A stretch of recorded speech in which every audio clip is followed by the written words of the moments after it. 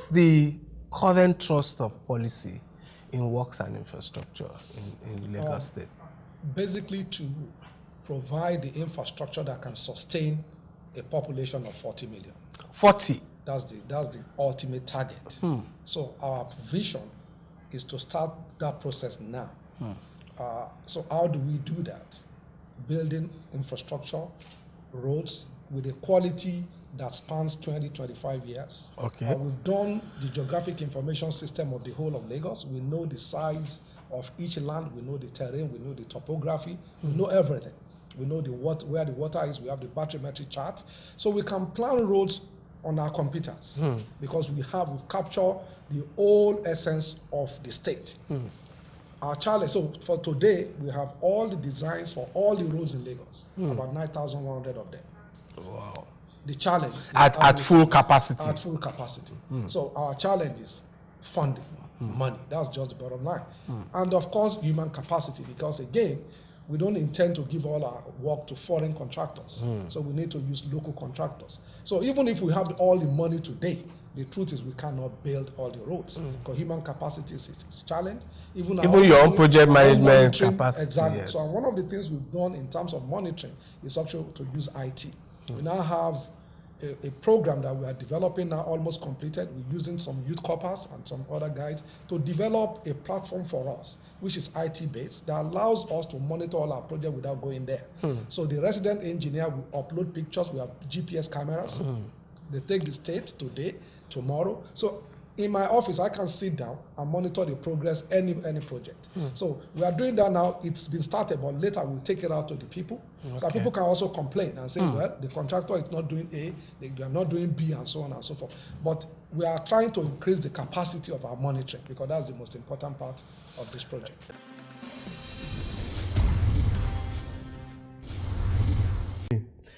Major Panox, you've been in this position since the return to civilian rule in 1999 with 2 different governors in 4 different terms. How has security concerns changed in Lagos or in Nigeria over this last few years?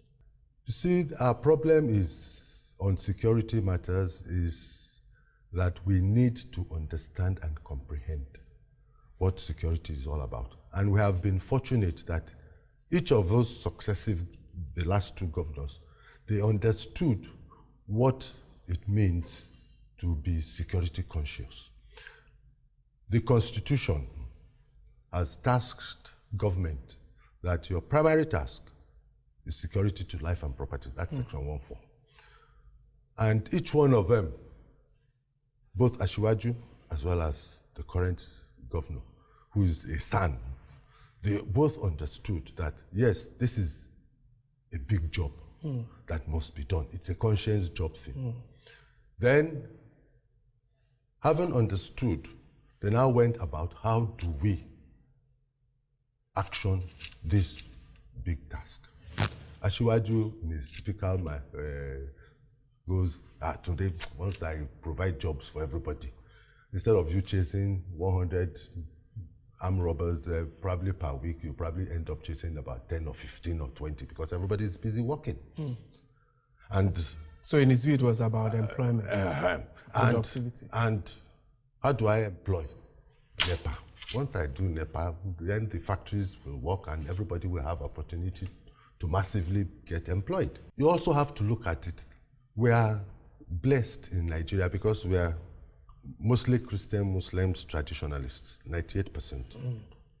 So we believe in God, created the world, gave us only one law.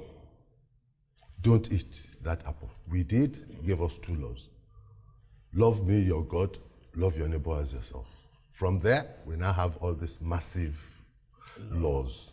And like I said earlier, so it means man is the culprit. So if you can now address man to behave, then you will have law and order. Well,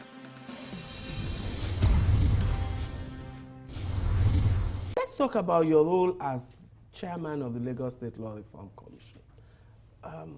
What's driving your thinking in that role? What are you trying to achieve? Well, it's the first law reform commission that Lagos State has constituted. In the past, we've had law revision, which is a slightly more superficial ad hoc. Yeah, absolutely ad hoc and slightly venereal in its approach. But law reform is a much more profound exercise, and I'm privileged to serve as its first chairman, appointed by the governor. It's our thinking there is to research the performance of laws in Lagos State, and its importance in Nigeria, its importance in West Africa. So it's a very important exercise to research the performance of laws, to review them, and to reform that law. And some of the legislation and the areas that we're looking at in this current program, we try and publish our programs in yearly cycles. So this year we've taken on 4 programs to review the sentencing guidelines for criminal justice, to reform the law of torts, the law of contracts, and a very profound one is the Sale of Goods Act, which actually is an 1896 or 93 statute of general application that's still operating in Nigeria and hasn't been looked at since. So we hope, again, 3 of them are private sector, again, following the policy of the government of the day. It's need to show that Lagos is open for business and serious investment business. So we need to reform. Do you have a role in enactment of new laws? Well, yes, we do. The process that we go through is an internal consideration of what the program wants to achieve. We design a policy for it. We have a stakeholders consultation and meetings with experts in the area. And then we draft statute and hand it over to either the State Executive Council or the House of Assembly. We can do either under the statute. Did you have a role in the controversial road traffic law, the new one? No. That had been done just before we were constituted, the law reform law.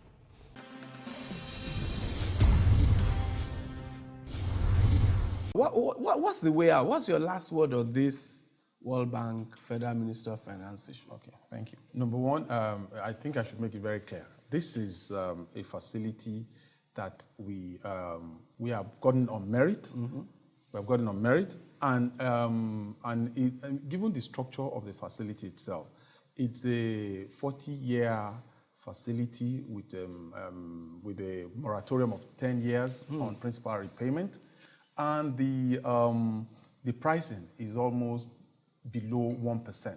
I mean, it's almost a grant. Exactly. So, I mean, I don't know what other kind of facility you can contract to finance development other than this kind of budget support arrangement.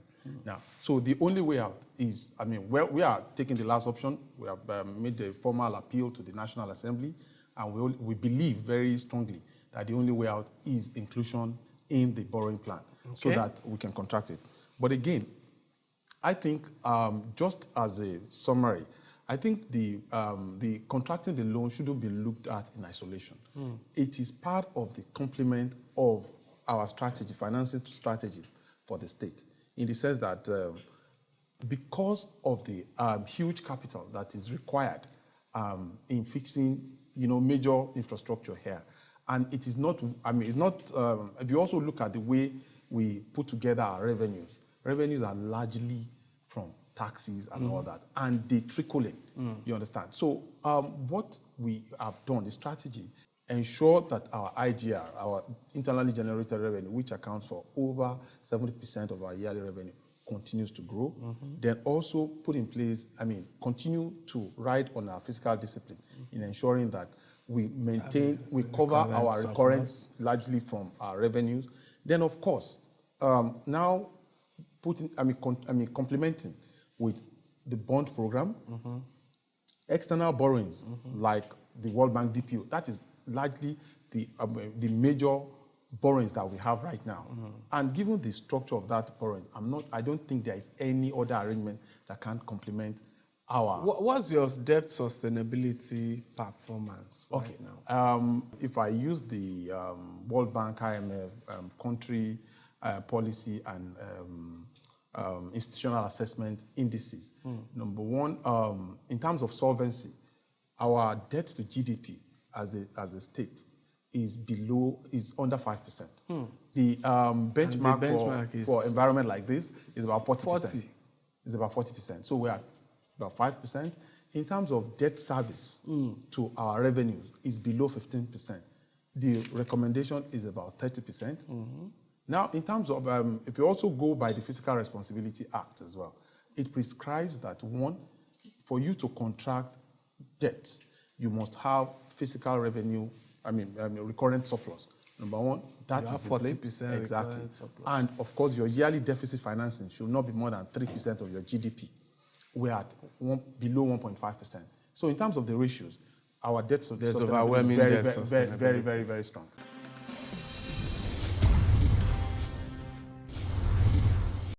Who knows Abi better thing? Abi who no like better thing? All these fine things wey dey see so. Na money government dey take do am now. Abi, it's like,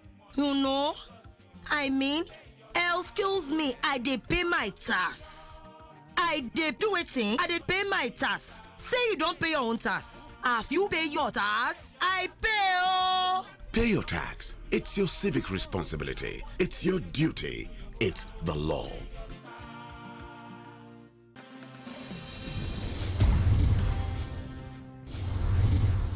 Traffic was like a breakdown of law and order in the society. Yeah. People were not assumed that on the roads, once you are driving, you can turn against traffic, you can go this way, you can, your Okada man can face you. So society was, so in this case, I think we were actually dealing with a breakdown of law and order. Now, some of our people have complained, and in some cases with seeming justification, about the draconian nature of some of the punishments that are included in this law. Yeah. What do you have to say to that? Yeah, we've heard so much about that. I spoke of change. We've always had laws. We've always had punishments. We've always had fines and so on. But they were not working. We saw increasing impunity, increasing defiance of the laws. And we thought that one of the reasons for this was the fact that the penalty wasn't stiff enough. You could pay this fine and tell them to go to hell, and nobody really cared. So we needed to tighten up the penalties. And then if you have that level of impunity, then you face a big danger, because it was becoming a culture. It was becoming the way we did things. And if we allowed that to go on, it becomes increasingly difficult to reverse. But having said that, I wouldn't admit that these penalties are extraordinarily steep. In fact, they are tempered considerably by the fact that a judge really, or a magistrate, doesn't have to impose the maximum penalty all the time.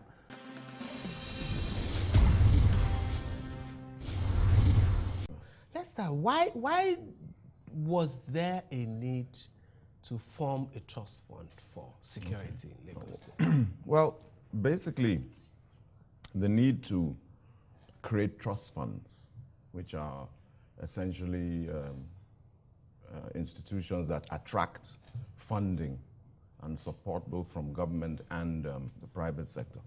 The need to establish such funds, and it's a growing phenomenon across the country, is simply an indication of a funding system failure at the center. Because a trust fund indicates that you are operating ex-budget. You're going outside the traditional and constitutional forms of funding.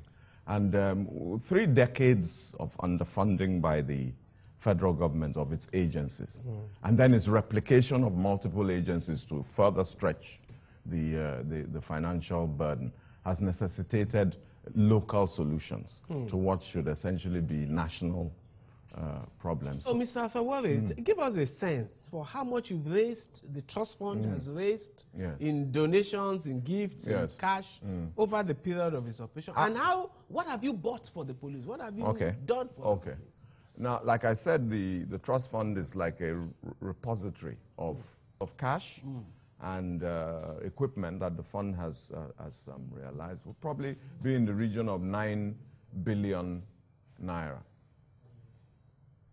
About 9 billion, give or take. Now, this comprises equipment from government and cash and equipment from the private sector.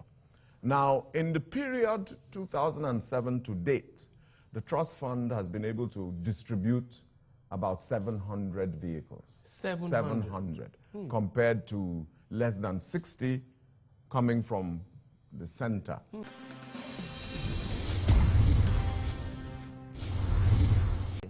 Let's start by understanding what are your objectives? What's your strategy first? What are you trying to achieve in education in Lagos State? It's succinctly qualitative education in Lagos State. Okay. The only thing you can do for generation today, generation coming, is to ensure that the quality of education is comparatively the same as you have it anywhere in the world. And that's what we're aspiring to do in Lagos State, to have education that is worth its name, to give certificates that is worth the paper they're written on, to give certificates that when you go anywhere in the country, say, oh, from that university or from that school, I can assure you that it's worth the qualification that has been inscribed on them. So the emphasis is on quality. Quality. Okay. Let's take it maybe sector by sector. Let me start from infrastructure. I know the challenges you face. I know that. Let me ask, how many schools do we have in Lagos State, primary and secondary? In Lagos State today, we have 1,004 primary schools. We have 669 secondary schools. We have 5 tertiary institutions, and we have 5 technical and vocational institutions as well. Okay, so this is not a piece of cake. 1,004 primary schools, over 600. That have nursery incorporated in them. So evidently, and from what we can see, sometimes in some schools, there's a problem with infrastructure. How are you tackling that? By taking them as they present themselves. Because, so we have a policy by which we look at the ones that we can really say need most intervention. We start with those ones. We are intervening. It's an ongoing process. And we have the support of government. Thank God for that, because on a monthly basis, His Excellency meets with us. First Wednesday of every month, we meet with him. That's the education sector and we managers. call ourselves the education family. Okay. We meet with him, and it's an opportunity for us. Every month? Every month. First Wednesday of every month. It's an opportunity for us to key into his vision.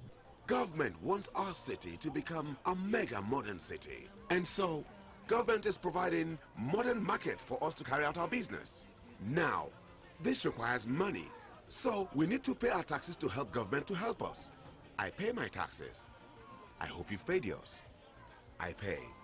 Pay your tax. It's your civic responsibility. It's your duty. It's the law.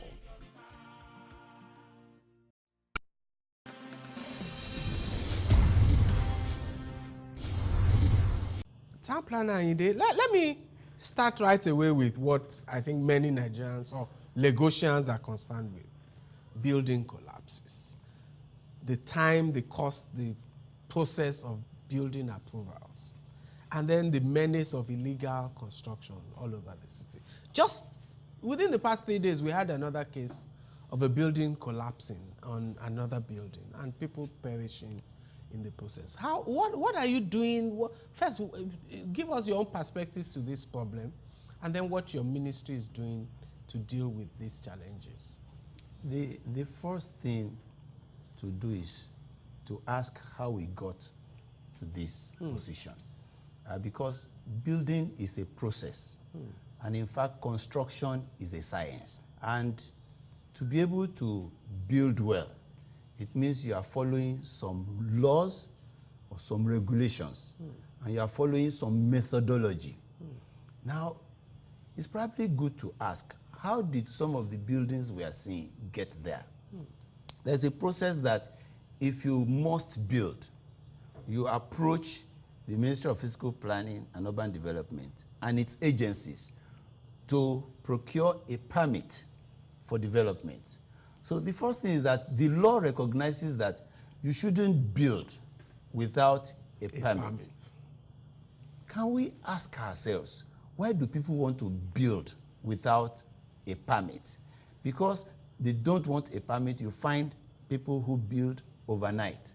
People who realize that government works from 8 a.m. till 4 p.m. and then once it's 5 p.m. then they start. I've had that actually happens. Oh yes, I've had an alert before. I was called that at 7 p.m. a construction site had just started work, and I had to send out men to go and check. I've been on a site at 10:30 p.m. to go and check what they were doing.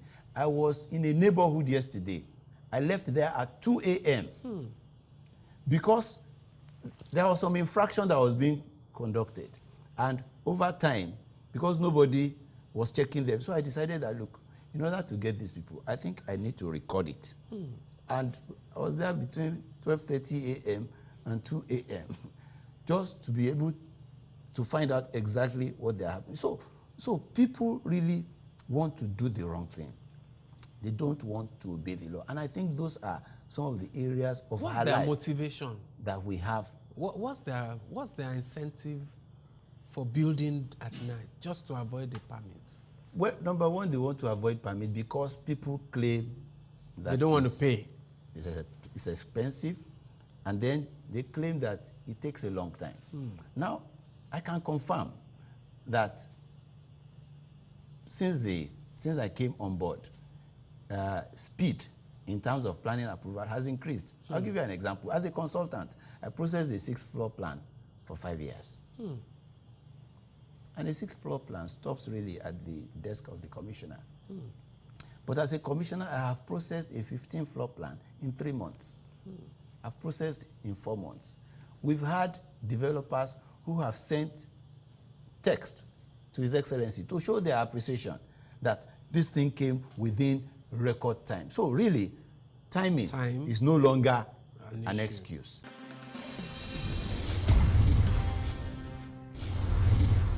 And I request from them, my permanent secretary then, go and bring me ministerial responsibility. I need to study it again. There I found girl child education. I said, yes, we can start from here. Girl child education. I said, we can start from here. I recall that was what informed the establishment of Functional Center that you can see all around the state of Lagos. We started the first one. Fortunately, as desperate as I was then, I finished the place with my money. Because I was desperate. I said, I want to. And where did you get the land? If I may my family land.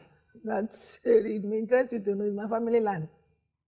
So, and as God may have it, we were able to invite Ashwaji. We invited him.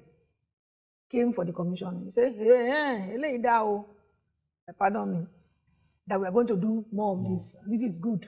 That year we finished 5. He said we should do 5 more. Following year we had 10. And that's where we are. And that was towards the end of Ashwaji. And the governor of Lagos State was so passionate about it because he had one in his constituency. That's the current governor? Yes. And interestingly, he loved the project. The one we built for in his own local government was one he commissioned as the first project as a governor in Lagos State. So, and the 2 governors, the governor emeritus and the present governor, fell in love with that project, and it's up and running. I'm happy to say that initially when we started, we were looking at let's have 50% compliance for those who benefited from it to be responsible. But I can tell you that we have 99.9% compliance.